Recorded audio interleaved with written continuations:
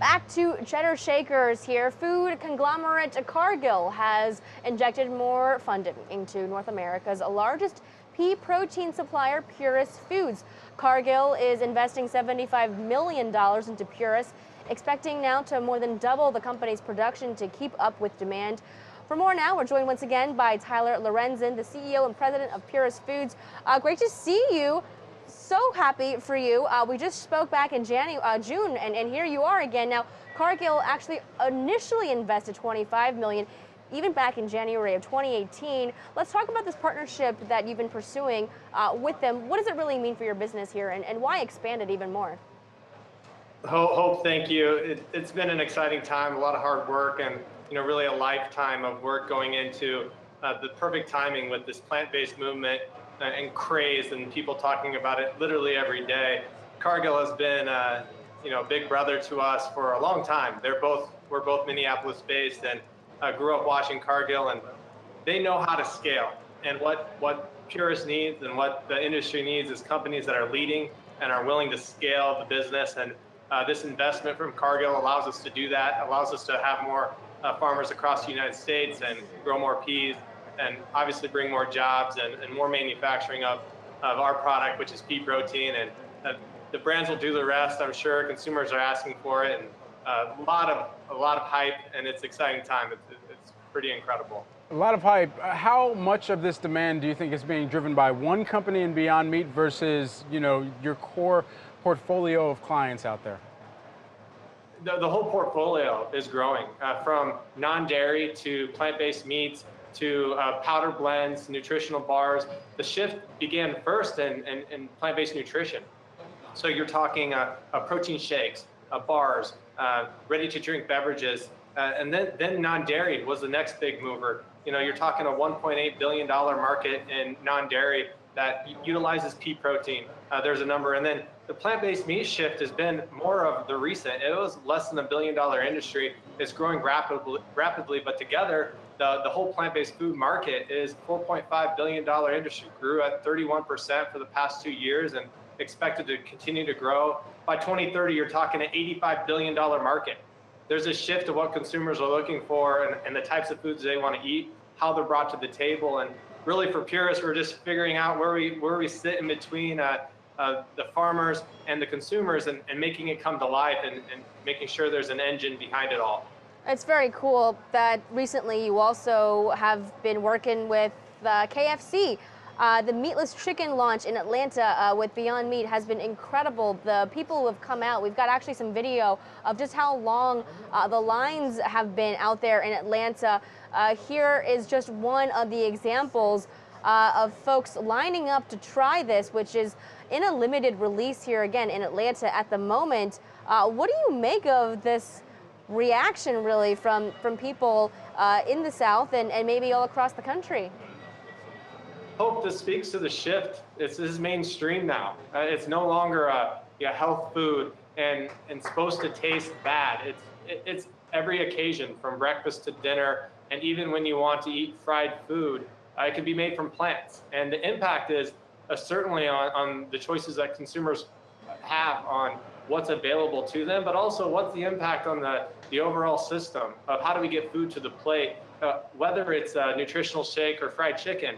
That's not up to me, but what we're trying to figure out is how do we make a more sustainable system for all foods, and that includes chicken. And it's just exciting to see the shift, and it's exciting that companies are willing to lead and be pioneers. And there's also big food companies like Cargill that are willing to support us and help do what we're always have been set out to do, and make it come to life. What makes Puris peas unique to the market? Why is everybody seeming to come your way with some of these orders, some of these large demands that they need to also use your product and meet their own level of demand as well? Yeah, so when we first started, my dad started this company as a dream in the mid-'80s. We've been doing plant-based nutrition forever, my whole life, that's for sure. And it started as a seed company. So we wanted to fix the farmer's problem first, because if it didn't make sense for the farmer, it wouldn't ever make sense for the system. And that allowed us to build a vertically integrated model where we know exactly where our food comes from, the sources it traveled, to where it went, and bring that connection back to the food that we eat. Ultimately, why Puris, our product has been designed from seed all the way to ingredient on to taste better. And taste is king. It's food ultimately, and we want people to eat plants, and we want them to have no compromise and like eating what they choose to eat. And we're excited to be able to support companies that are in the plant-based meat sector as well as the non-dairy sector to really drive this shift forward and make it a reality and hopefully make a lot of impact and build a more sustainable food system in the end. I think one question we haven't really touched upon with you yet, Tyler, is the idea of the agricultural sector really being impacted by the trade wars here and China decreasing the reliance on some of the products that we export over there. Now, from your perspective, is that something you're seeing impacting your business, or maybe is there a different story here that we might be missing? No, I think it's an absolutely reality for typical traded commodities. You grow them and sell them to wherever they need to be. And with Puris's model, we're pulling out the middleman. So we're not growing crops to feed animals, which is largely what we're talking about with the export stuff. We're growing crops to feed people. And the crops that our farmers grow, we're guaranteeing them that we're going to buy them back on contract. And we say, hey, you can grow this. It's regenerative. It's good for your soil. It's all of these things. And here's a price that we'll commit to pay. That's a system that works really well. And I think that is the miss here. The trade talks is certainly challenging for farmers.